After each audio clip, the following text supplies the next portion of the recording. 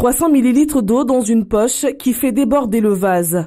Cette eau provient de la rivière de Coconi et traitée par l'unité de production de la sécurité civile. Une fois mise en sachet, elle doit être consommée dans les 48 heures. Les collégiens d'Omgombani ont été les premiers à en bénéficier et visiblement, elle ne plaît pas.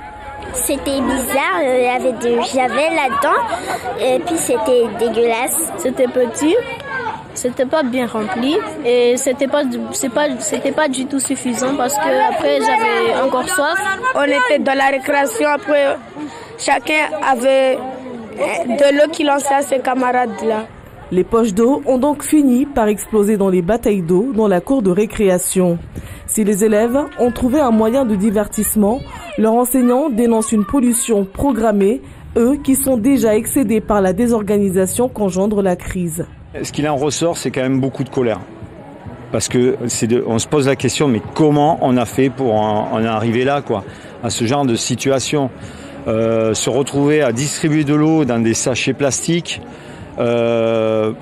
C'est aberrant. À chaque fois, c'est des pansements. À chaque fois que Mayotte a fait face à une crise, ça a été, allez, on débloque quelques millions et puis hop, on verra la prochaine fois. Le dispositif mené par le préfet est vécu comme une véritable opération de communication, voire même un signe d'échec face à la crise de l'eau. C'est un procédé qui est employé partout dans le monde et parfaitement accepté. Je crois qu'il faut arrêter cela. On boit bien des jus de fruits dans des sachets. Pourquoi on ne boirait pas de l'eau potable dans des sachets ?